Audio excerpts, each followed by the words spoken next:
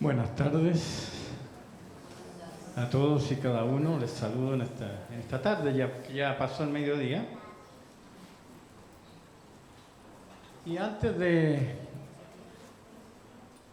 pasar a la palabra, me gustaría que saludáramos un matrimonio que está por primera vez con nosotros. Por favor, pónganse de pie. Démosle un aplauso al Señor por ellos.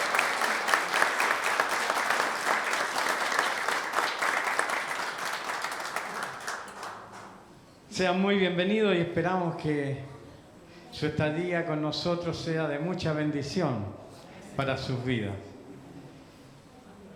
Quiero invitarles a que oremos. Padre, estamos reunidos en el nombre de Jesucristo para, antes que todo, honrarte a ti, dar el honor, la honra y la gloria debida a tu nombre. Gracias por el tiempo de alabanza que hemos podido tener y disfrutar, y que estas alabanzas suban, Señor, delante de tu trono como un perfume agradable. Y ahora, Señor, háblanos. Danos oídos abiertos y corazón también dispuesto para recibir tu consejo. Que realmente tu Espíritu Santo hable a nuestros corazones en esta mañana. En el nombre de Jesucristo. Amén. Bien. Vamos a continuar entonces con nuestra revisión de la carta de Pablo a los Romanos. El domingo pasado Irán nos compartió en Romanos 7, la última parte del capítulo 7, ¿verdad? Y donde Pablo plantea este dilema, como decía Irán, esta tensión que se produce entre la carne y el espíritu. Los cristianos tenemos una lucha. La gente que no conoce a Cristo, la gente del mundo no tiene esta lucha. Pero nosotros sí tenemos una lucha. Esta tensión, como decía, entre la carne y el espíritu. Y antes de continuar, quiero decir claramente de que cuando hablamos de la carne, no nos estamos refiriendo necesariamente al cuerpo. Esto es carne, obviamente, pero cuando la Biblia habla de la carne, no se refiere necesariamente, como dije, al cuerpo físico, sino se refiere a la naturaleza pecaminosa, caída, que hemos heredado de nuestros padres. Todos, desde que Adán pecó hacia adelante, todos los nacidos de mujer, ¿verdad? Nacimos con una naturaleza caída por causa del pecado. Y cuando entonces, como dije, la Biblia habla de la carne y de esta lucha entre la carne y el espíritu, se refiere a esa naturaleza que está dentro nuestro y que necesita ser crucificada, ¿verdad? Que necesita entonces morir. Por eso es que la Biblia habla mucho de morir a la carne y vivificar nuestro espíritu. Eso como nota aclaratoria vamos a mencionarlo más adelante, así que cuando digamos la carne, no piense en el cuerpo. Había en el pasado, en los tiempos de los apóstoles, algunas filosofías que decían, claro, que el cuerpo era pecaminoso, pero el espíritu no. Entonces lo que yo hacía con el cuerpo no importaba. Lo importante era el espíritu. Y habían otros que decían que la carne era en sí mala, así que había que poco menos que deshacerse de la carne, hablando del cuerpo. Pero no es esa la realidad. Ok. Entonces hoy nos corresponde comenzar a revisar el capítulo 8 de Romanos. Y hasta el capítulo 7 las noticias no son muy buenas, ¿verdad? Hemos visto y hemos sido, por decirlo así, zarandeados con la palabra por toda la condición paupérrima del género humano en cuanto al pecado. Pero la buena noticia es que precisamente en el capítulo 8 comienzan las buenas noticias. Así que yo les traigo al menos 3 buenas noticias. Capítulo Romanos 8, del 1 al 25 vamos a revisar hoy día.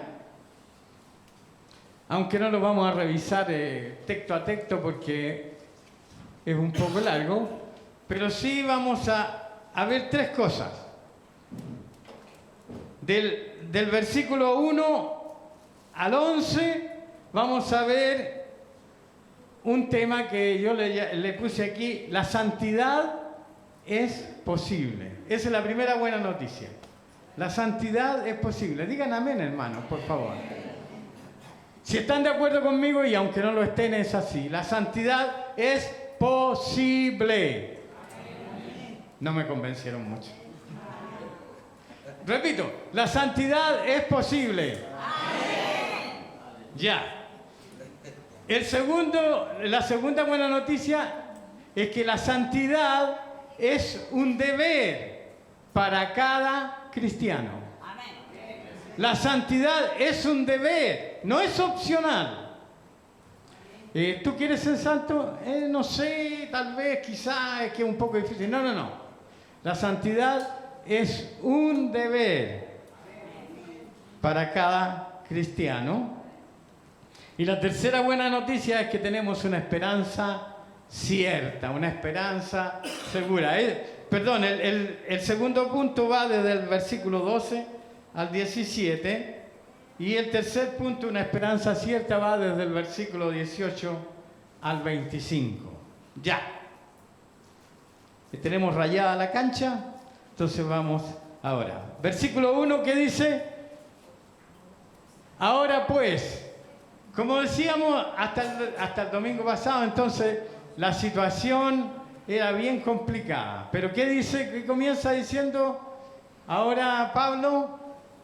O más bien, ¿qué continúa diciendo? Dice, ahora pues, ninguna condenación hay para los que están, ¿dónde? En Cristo Jesús. Ninguna condenación hay para los que están en Cristo Jesús. Así que cuando alguien te pregunta, ¿y cómo estás tú? Y nosotros decimos, en Cristo, a esto nos referimos. Necesitamos estar en Cristo, unidos a Cristo, ligados a Cristo, vivir para Cristo. Y así, entonces, no hay ninguna condenación. ¿Pero qué dice? Los que no andan, ¿conforme a qué? Los que no andan conforme a la carne. O sea, por eso dice la aclaración antes. Porque yo ando en mi carne. O sea, ando en mi cuerpo.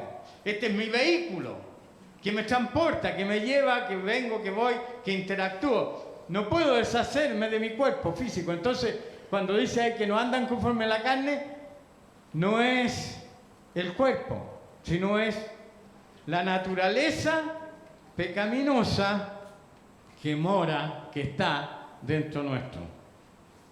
Por eso es que en la mayoría de las cartas de Pablo, llámese Gálatas, Efesios, Filipenses y Colosenses, Pablo dice, desháganse de estas cosas. Y menciona listas de situaciones, ¿verdad? No se mientan, no roben, no hagan esto, no hagan el otro, no cometan adulterio, etcétera, etcétera. Porque esos son precisamente las cosas que la carne, esta naturaleza pecaminosa, le gustan. Pero no hay ninguna entonces condenación para los que ya no andan conforme a la carne, sino que viven conforme al Espíritu. Al Espíritu. Vamos a buscar 2 pasajes, o sea, más bien un pasaje. Por favor, Marcela, Gálatas 5. Gálatas 5, del 19 en adelante, al 21, que dice, manifiestas son las obras de la carne. ¿Ah? ¿Cuáles son? Y ahí hay una lista, dejémoslo ahí. Pero ¿qué dice? Que son manifiestas. O sea, se pueden ver claramente lo que la carne produce. Ya. Y son entonces adulterio, fornicación, inmundicia. Seguimos con el 20. Idolatría, hechicería, enemistades, pleitos, celos, iras, contiendas, disensiones, herejía. Y el 21, envidias, homicidio, borracheras, orgías. ¿Les suena esto? Y cosas semejantes a esta, pero que dice, acerca de las cuales os amonesto, como ya os lo he dicho antes, que los que practican tales cosas no heredarán el reino de Dios. No heredarán. Los que, ¿qué hacen? Practican. Los que practican tales cosas. Pero nosotros no practicamos estas cosas. Irán hablaba el domingo precisamente de esto. Cuando habló de que, bueno, los cristianos pecan o no pecan. ¿Pecan los cristianos? Sí. Arriésguense, pues si cuál es el problema. ¿Pecan o no pecan los cristianos? Sí. Pecan. Los cristianos pecan. Yo peco. Perdónenme, estoy... van a decir, chida, el hermanito, el pastor, ¿cómo? No, yo soy un pecador. ¿Saben qué? Por ahí leí una vez, el problema con la iglesia es que está llena de pecadores. Y el Señor dijo, yo no he venido a los que no necesitan médicos, yo he venido a los enfermos. Así que la iglesia está llena de pecadores. La diferencia es que nosotros no practicamos el pecado. El pecado es un accidente para el cristiano. Yo voy caminando por la calle, me tropiezo, ¿verdad? Y me caigo. Eso es un accidente. Yo no voy por la calle todos los días tropezándome y cayéndome. Chita, terminaría bien mal, entre paréntesis. Pero caerme no es lo habitual. Me caigo de repente, cuando me tropiezo. Precisamente es así la vida del cristiano. Uno va caminando confiado, ¿verdad? Tranquilo, alabando al Señor y de repente, pum, se cae. Tropezó con algo, fue tentado, no sé. Pero no practica el pecado. Veamos ahora el 20. ¿En cuál nos quedamos? ¿En el 20? ¿El 21? ¿El 22? Veamos el 22 en adelante. De Gálatas, por favor. ¿Qué dice? Mas el fruto del Espíritu, o sea, lo que el Espíritu produce, es algo distinto, ¿se dan cuenta? Esto sí lo practicamos. Esto sí lo practicamos. El amor, el gozo, la paz, la paciencia, la benignidad, la fe, la mansedumbre, la templanza. ¿Y qué dice? Contra tales cosas no hay ley. No hay ley. El Señor no te va a juzgar porque amaste demasiado a tu hermano, a tu esposa, a tu esposo, a tus hijos. El Señor no te va a juzgar por amar. ¿Sabes por qué te va a juzgar? Por no amarlos. ¿Ah? Contra el fruto del Espíritu no hay ley. Entonces, satisfacer los deseos de la carne, volvamos a Romanos 8, por favor. Satisfacer los deseos de la carne produce muerte. Avancemos un poquito. Ya. ¿Qué dice? El versículo 2, la ley del Espíritu. Cuando aquí está hablando de ley, está hablando de una actitud, una tendencia, algo que nos sale de manera natural. Nosotros hemos sido, como dice ahí mismo, libres de la ley del pecado. Había una ley en nosotros que nos obligaba a pecar. Pero como ya hemos visto, hemos sido librados de esa ley del pecado y de la muerte por la ley del Espíritu. ¿Ah? Porque lo que era imposible para la ley, por cuanto era débil en la carne, Dios enviando a su Hijo en semejanza de pecado, condenó o terminó con el pecado, lo condenó en la carne. O sea, está terminado. Pero volvamos ahí. Porque la ley del Espíritu de vida en Cristo Jesús me ha librado. Nosotros somos libres de la ley del pecado y de la muerte. Somos libres de la condenación que el pecado traía sobre nosotros. Pero ¿qué dice? Que el satisfacer los deseos de la carne entonces produce muerte. Pero el vivir en el Espíritu produce vida y paz. Por eso es que no hay ninguna condenación para los que están en Cristo Jesús, porque el Espíritu Santo ha venido a vivificarnos. Entonces, nosotros ya no vivimos según la carne. Nosotros ya no vivimos siguiendo la tendencia normal y natural del hombre pecador. Digan amén, por favor. Confirmen que es así. Nosotros ya no vivimos según la carne. Ya. Sino por el Espíritu. Por el Espíritu. ¿Qué es lo que haces tú cuando tienes una situación de tentación? ¿Qué es lo que haces? Me acordé, como en la mente, me acordé de una canción antigua de Joan Manuel Serrat.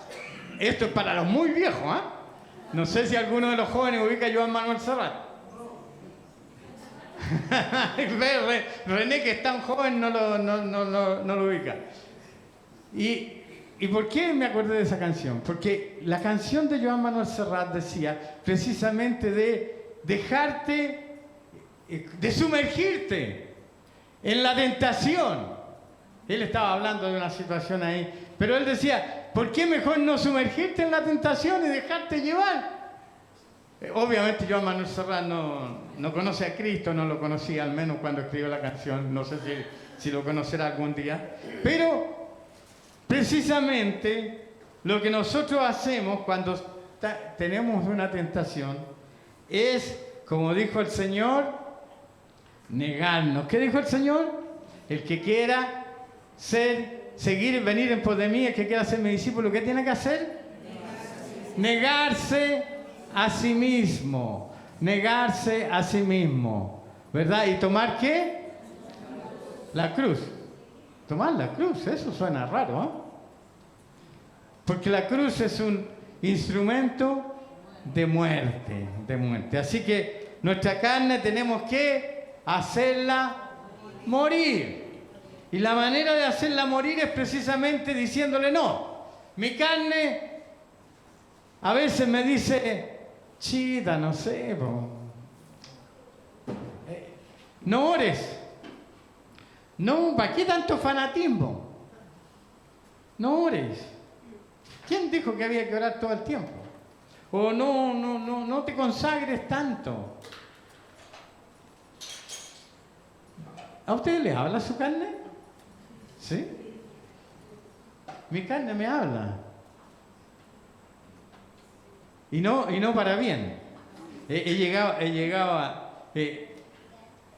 No sé si han visto en los dibujos animados de repente que ponen un angelito en el lado derecho de la persona y un diablito en el lado izquierdo, ¿verdad? Que te hablan y te sugieren. La carne actúa así como el diablito del lado izquierdo. ¿Mm?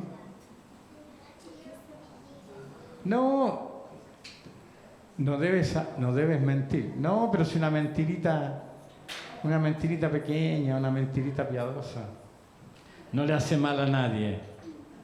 Nosotros entonces no vivimos según la carne, no vivimos haciéndole caso a nuestra naturaleza pecaminosa. Nosotros vivimos por el Espíritu. Y como ya vimos lo que dice Gálatas, lo que el Espíritu produce son cosas totalmente distintas de las que produce la carne. La santidad, hermanos, es posible. Es posible. Podemos vivir vidas santas y consagradas. Ojo, no sin pecado. Porque ya Irán el domingo pasado nos dejó clarito que si decimos que no hemos pecado, ¿qué somos?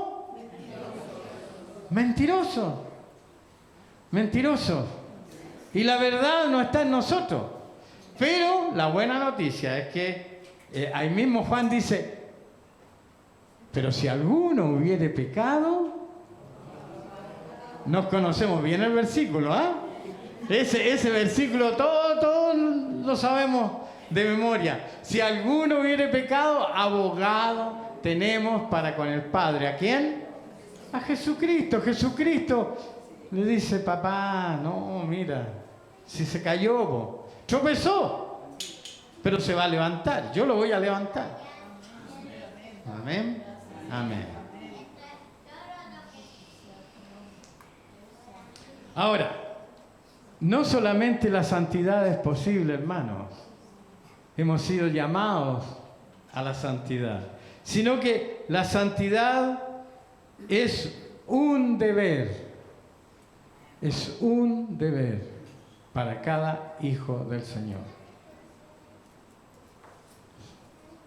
Tienes una responsabilidad. Yo tengo una responsabilidad y tú tienes una responsabilidad. Y esa es un mandato del Señor, ser santo. Y Luis se me adelantó con el pasaje de Primera de Pedro. Ponlo, por favor, Marcela, Primera de Pedro 1, del 13 al 17. Por tanto, dice, ceñid los lomos de vuestro entendimiento, sus obras. El 18 parece que ese, no sé por qué se me...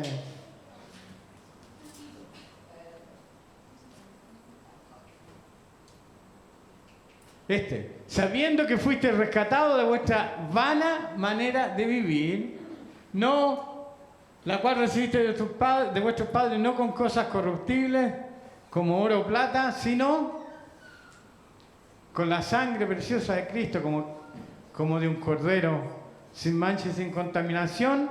Seguimos.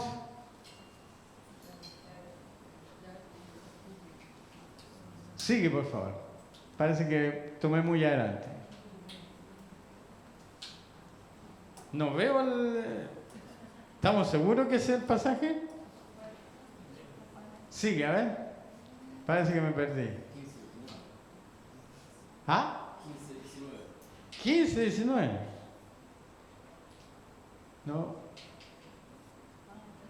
No es el pasaje... ¿Ah? 15 al 19, pero aquí estamos... Ah, ya, yo partí del 17. El 15, a ver, poneme el 15. Ahí está, pues, ¿cómo? Ya.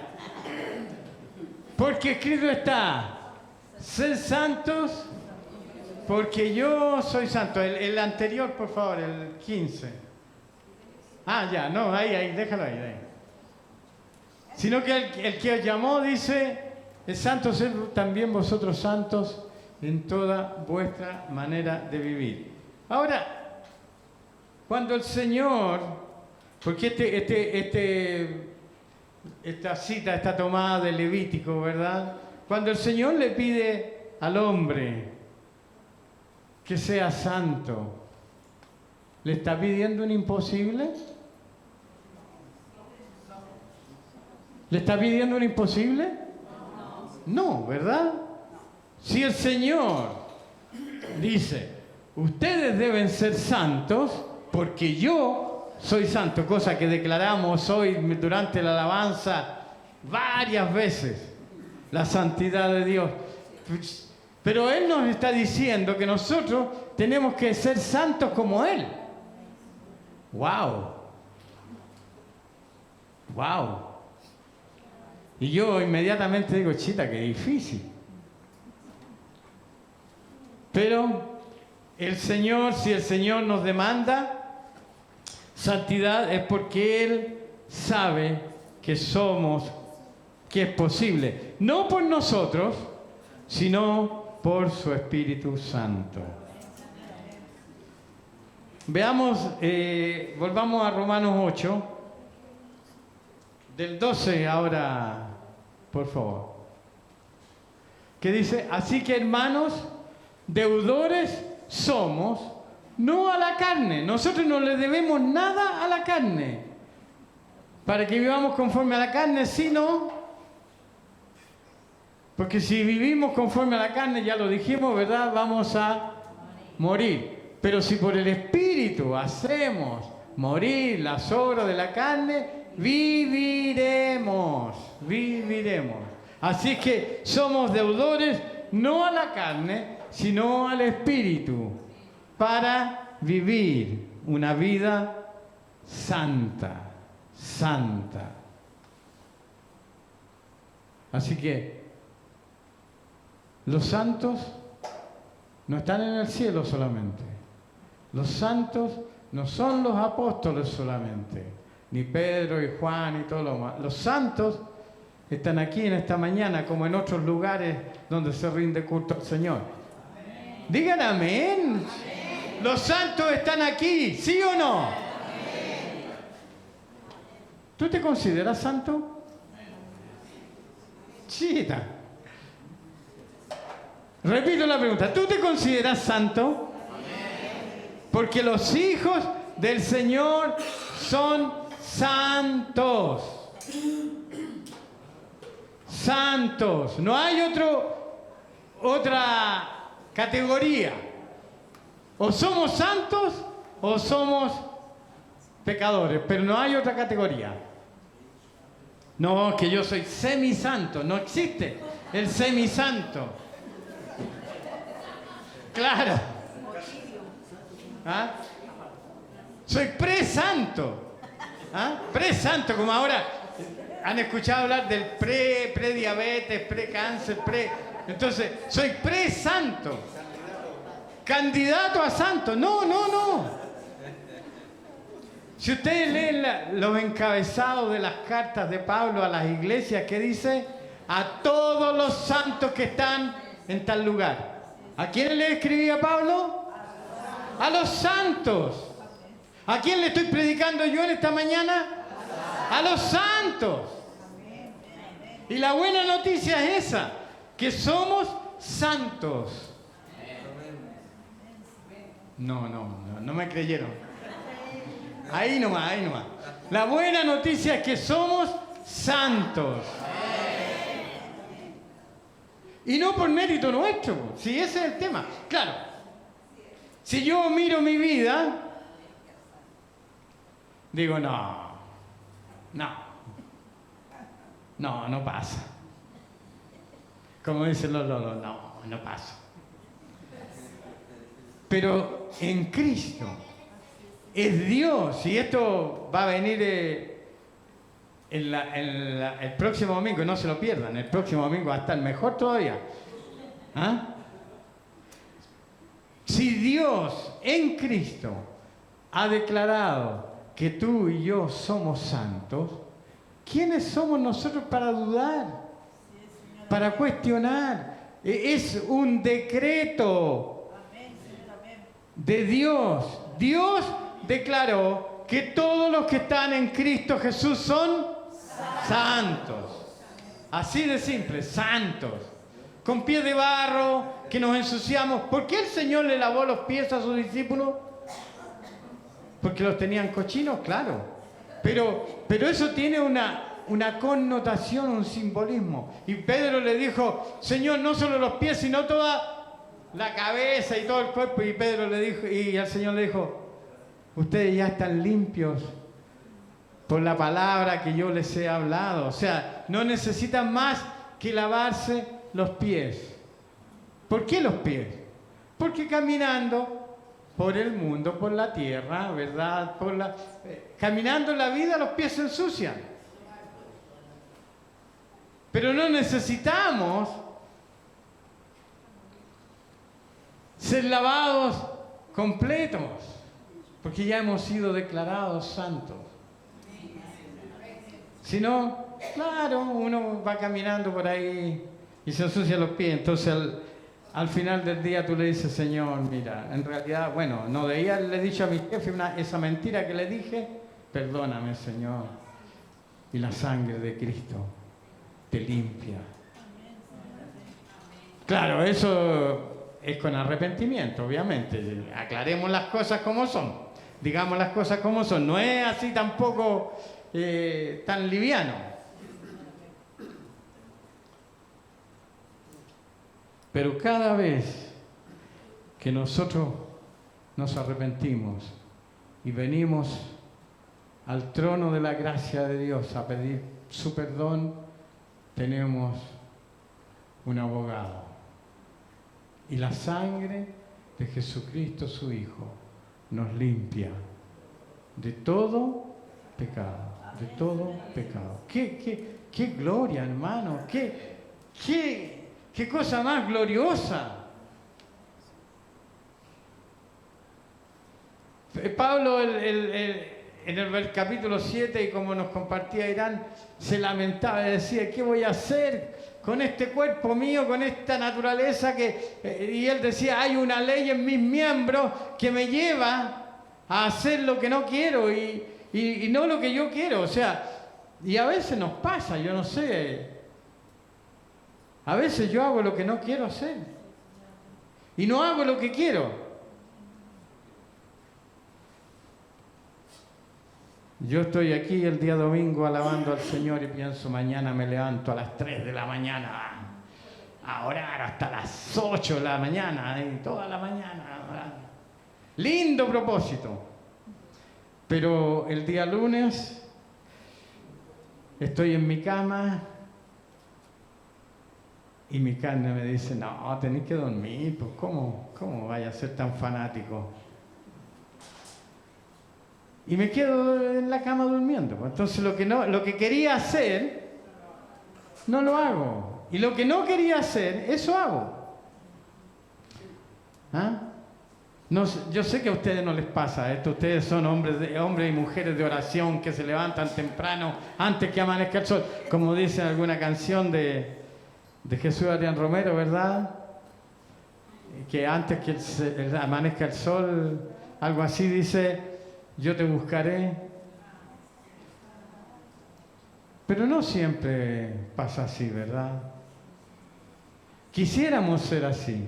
Quisiéramos ser tan constantes. Quisiéramos ser tan perseverantes y tan disciplinados. Pero no es así. Porque ¿qué decía uno de los versículos? Porque la carne es débil. Y tenemos esta debilidad dentro nuestro.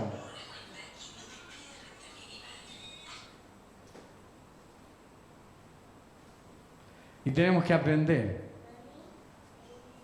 a hacer morir nuestra naturaleza pecaminosa y vivir conforme al Espíritu.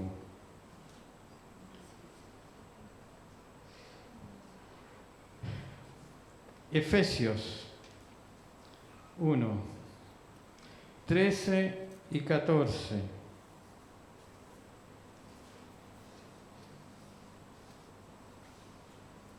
Que dice que nosotros cuando creímos, dice, habiendo oído la palabra, creímos en el Evangelio, que dice que fuimos sellados con el Espíritu Santo de la promesa. Fuimos sellados con el Espíritu Santo. Y 2 de Corintios 1:22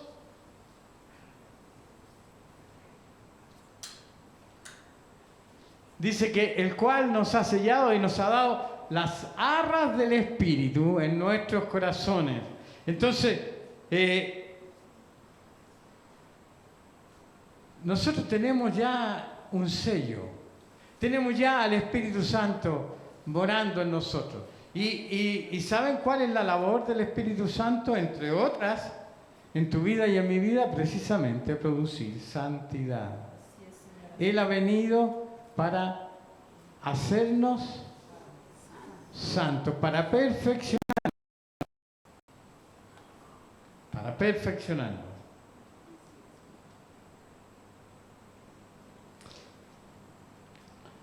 Además,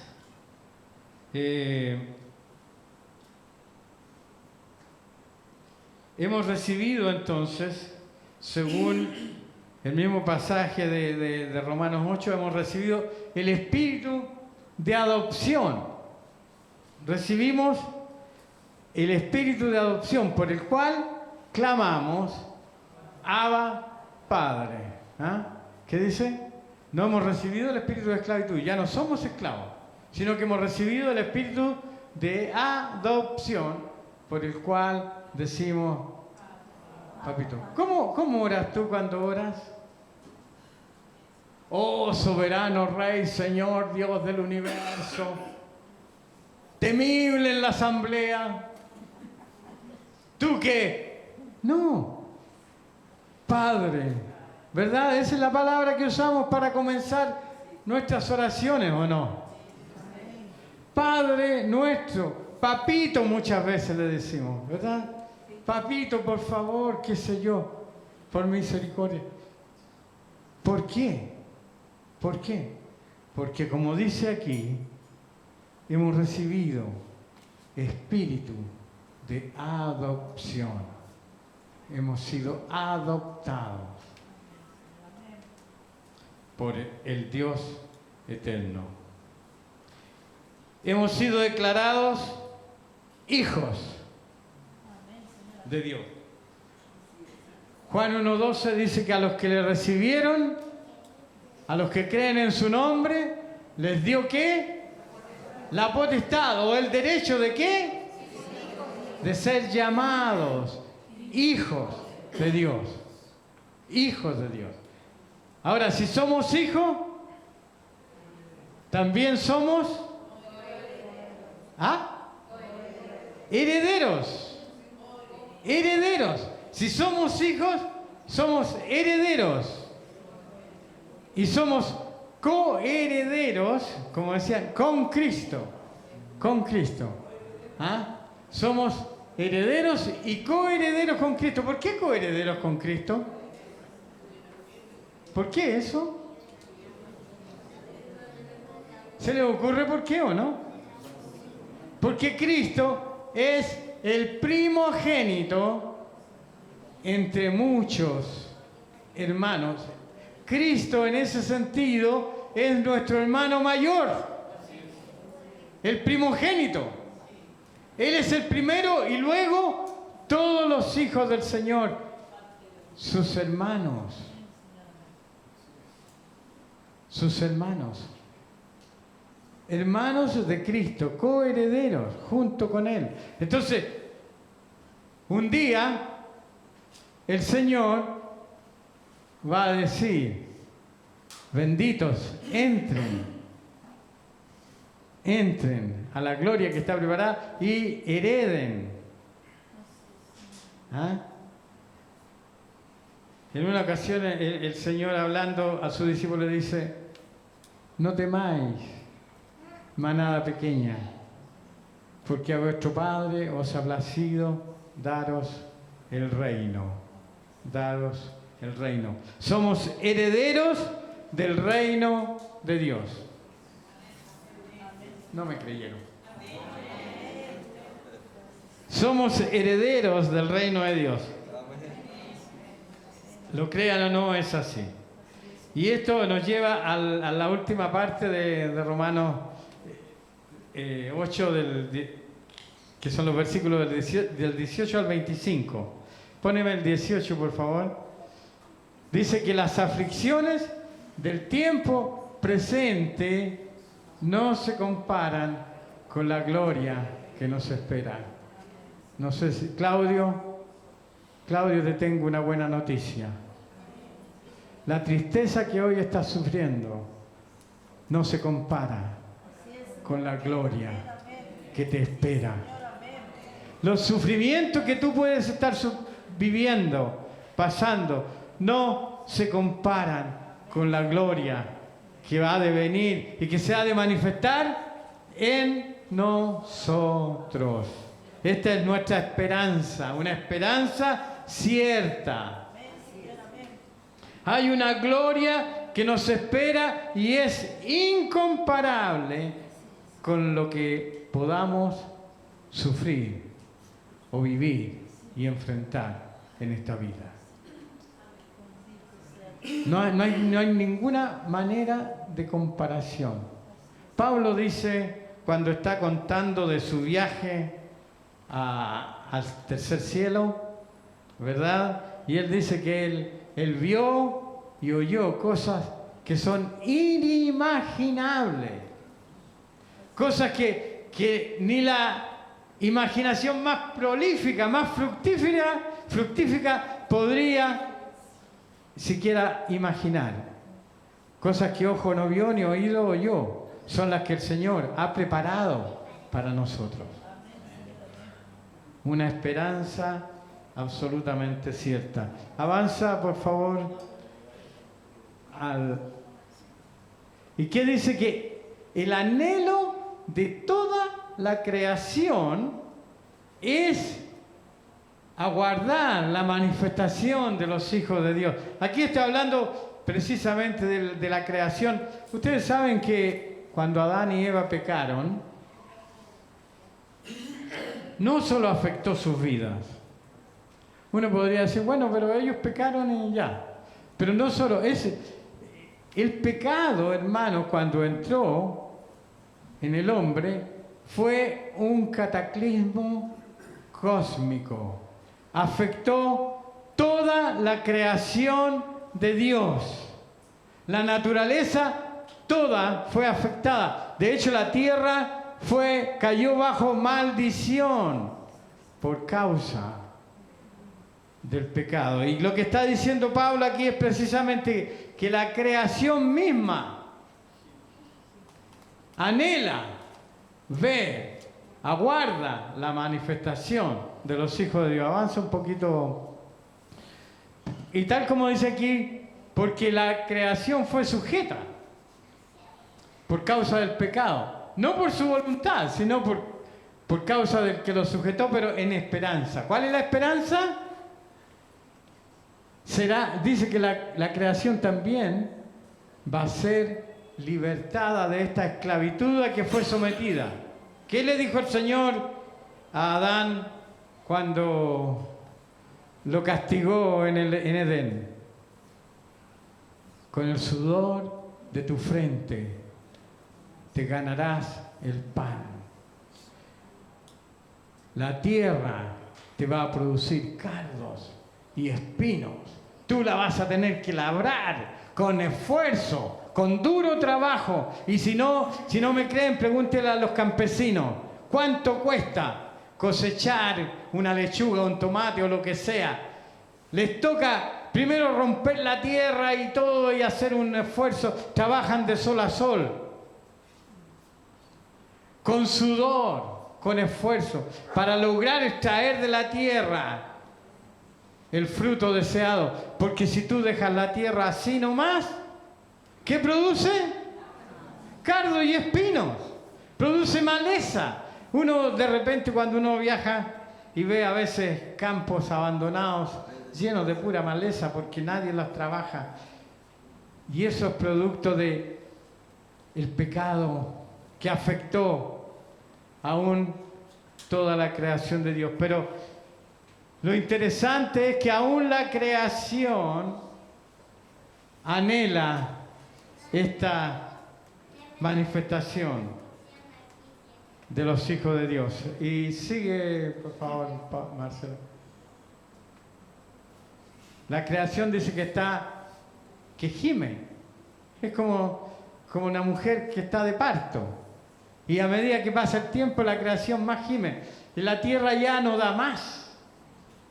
La tierra ya no soporta más. Avancemos. Pero no solo ella, sino que nosotros mismos, que tenemos las primicias del Espíritu, ¿verdad? También gemimos dentro de nosotros esperando esta adopción en la redención de nuestro cuerpo. ¿Qué dice Apocalipsis al final? Que la iglesia dice ven. La iglesia clama y dice ven, Señor Jesús. Apocalipsis termina con ese mensaje. Ven, Señor Jesús.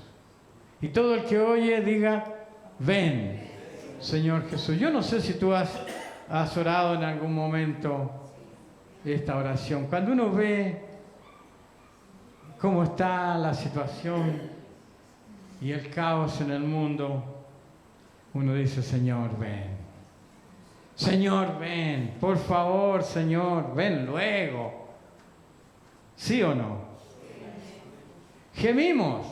Y el Espíritu dentro nuestro gime por la venida del Señor. Pero cuando Cristo se manifieste, como dice Colosenses 3, cuando Cristo, que es nuestra vida, se manifieste, entonces nosotros también seremos manifestados con Él en gloria. Entonces nosotros seremos manifestados con Él en gloria. Colosenses capítulo 3. Tarea para la casa para que lo busquen. Cuando Cristo, vuestra vida, se manifieste, entonces seremos manifestados con Él. Y eso es lo que también anhela la creación y anhelamos nosotros. Tenemos una esperanza viva, cierta, gloriosa. Recapitulando, ¿la santidad es posible? Sí, es posible. La santidad es una obligación, un deber de cada cristiano. Sin santidad, dice la palabra, nadie verá al Señor. ¡Wow! Es fuerte, ¿eh? Es fuerte. Sin santidad, o sea, si tú no estás viviendo una vida de santidad, no vas a ver a Cristo. ¡Qué fuerte! Pero es lo que dice el Señor. Más nos vale ocuparnos en ser santos. Pero tenemos también una esperanza cierta, bendita y gloriosa. Un día, no lejano, espero, vamos a ser redimidos de este cuerpo y de esta carne, y entonces vamos a reinar con el Señor. Amén. Amén. Gracias, Padre, por tu palabra. Gracias, Señor, por esta bendita esperanza que tenemos de que un día vamos a estar contigo, en tu misma presencia, disfrutando de tu gloria. Y que esto, Señor, ponga en nuestras vidas también el deseo y el anhelo de santificarnos más y más cada día. Gracias. A ti la gloria, a ti la honra, en el nombre de Jesús. Amén. Y amén. Despídanse unos a otros con un abrazo fraterno, un ósculo santo. Que el Señor les dé una semana de victoria. Amén.